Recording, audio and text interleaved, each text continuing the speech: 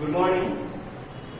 Lesson 8 part 8 हम लोग पढ़ रहे थे जातीय व्यवस्था की चुनौतियां, जिसमें हम लोगों ने पिछले वीडियो में वीर सेनिंगम के बारे में पढ़ा था। अब अगले आपको आदर्श गुरु हैं, अगले आपको समाज सुधारक हैं नारायण गुरु। नारायण गुरु ये आपको केरल के रहने वाले थे। नारायण गुरु केरल। जिस प्रकार निम्न जातियों से भी लोग उठकर आने लगे, आंदोलनों में शामिल होने लगे, आंदोलनों के लिए तैयार होने लगे, सामाजिक सुधार के लिए वो तैयार होने लगे, ठीक उसी प्रकार नारायण गुरु भी केरल के एक निम्न जाति से आते थे। निम्न जाति में उनका जन्म हुआ था और उन्होंने सामाजिक समानता और न्याय की मांग के लिए उन्होंने कई सारे आंदोलन किए, कई सारे उपदेश दिए, कई सारे उन्होंने भाषण दिए और उस अपने क्रियाकलापों के कारण ही वो समाज में भेदभाव और जो भी न्याय थी उसको मांगने और उसको मांग रखने में वो सफल रहे। ये केरल के एझावा एक जगह है, वहाँ ये निम्न जाति में जन्मे। इनका नाम था नानू आसन। इनका नाम था नानू आसन। नानू आसन। लेकिन बाद में चलकर ये नारायण गुरु के नाम से विख्यात हो गए और इन्होंने अपने धार्मिक गुरु के रूप में उभर कर सामने आए नारायण गुरु के नाम से।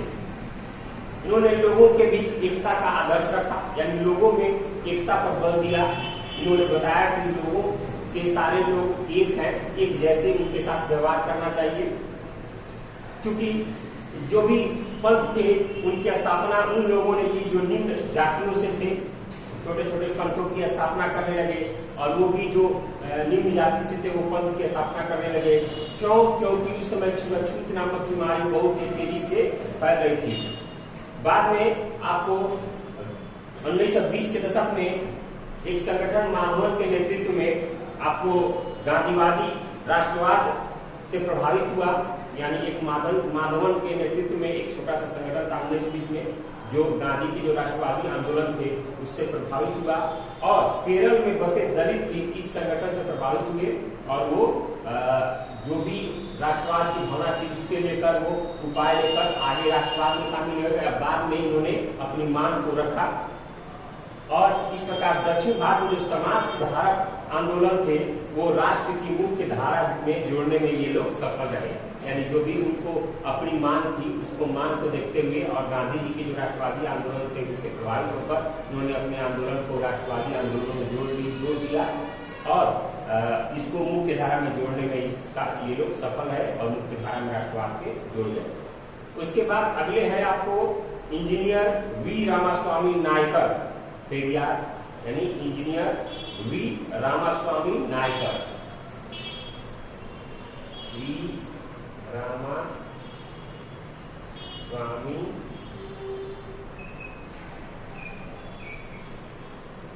नायकर ये आपको थे, ये भी आपको समाज सुधारक थे। ये आपको गैर ब्राह्मण जो आंदोलन था उसमें ये सक्रिय भूमिका निभा रहे थे, यानी ब्राह्मणों के प्रति जो आंदोलन हो रहे थे और जो लोग आंदोलन कर रहे थे उनके साथ ये काफी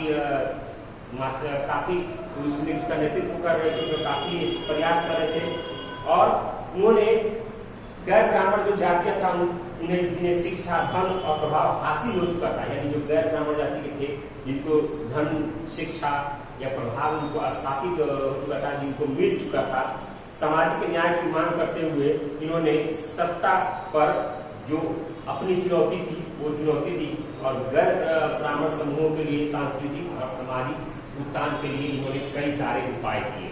यानी जो भी निम्न जातियों में गैर ब्राह्मण थे जिनमें शिक्षा, धन, बल आ गया था, मिल चुका था, उनको साथ ये लेकर जो सामाजिक सत्ता थी, जो कुर्सी थी, उस पर इन्होंने अपना अधिकार जमाने की मांग की और उन्होंने सांस्कृतिक निम्न जातियों के लिए, गैर ब्राह्मणों के लिए सांस्कृतिक और सामाजिक उत्थान के लिए बहुत सारे उपाय किए। ये जो थे इंजीनियर वी रामास्वामी नायकर, ये आपको जो जाति व्यवस्था थी उसकी कड़ी आलोचक थे। उन्होंने मानव जाति को ही एक जाति के रूप में माना था और मानव जाति की मौलिक और गरिमा पर बल दिया था। उस 1924 ईस्वी की एक छोटी घटना और उनके व्यक्तित्व अनुभव ने उन्हें कांग्रेस दल से अलग कर दिया और उन्होंने असहयोग आंदोलन में जो असहयोग आंदोलन में जो सक्रिय हिस्सा लिया था, लेकिन 1924 की एक छोटी सी घटना उनके जीवन में घटी और उन्होंने अपने आप को इस आंदोलन से अलग कर लिया और ये अपने एक मुक्त आंदोलन में ये जुट गए और गैर ब्राह्मण जाति को, गैर ब्राह्मण जो जाति थी उनको जागरूकता का पाठ पढ़ाया। उन्होंने जागरूकता उनके बीच में जगाने का इन्होंने प्रयास करना शुरू कर दिया। पेरियार इतने मशहूर हुए, इतने लोकप्रिय हुए कि तमिलनाडु के लगभग समस्त क्षेत्र में इनके नेतृत्व को स्वीकार किया गया, क्योंकि तमिलनाडु से थे और ये इतने प्रसिद्ध हुए कि इनकी प्रसिद्ध पूरे तमिलनाडु में फैल गए। तमिलनाडु के लगभग सभी क्षेत्रों में इनके नेतृत्व को स्वीकारा गया। 1937 में जस्टिस पार्टी का नेतृत्व इन्हें सौंपा गया और उस नेतृत्व को आगे बढ़ाते हुए इन्होंने जन जो समाज का जो असमानता थी उसको दूर करने का सफल प्रयास किया। तो ये दो थे हमारे यहाँ, नारायण गुरु केरल में और वी रवा स्वामी नायकर इलाको तमिलनाडु में, जिन्होंने समाज सुधार का काम किया। समाज में जो भी जातीय व्यवस्था चुनौतियां थी उसको दूर करने का इन्होंने प्रयास किया, उसका आंदोलन का नेतृत्व भी किया। अगले वीडियो में हम अगले समाज सुधार के साथ मिलेंगे, अगले समाज सुधार के बारे में जानेंगे, समझेंगे। अगले वीडियो में मिलेंगे हम। धन्यवाद।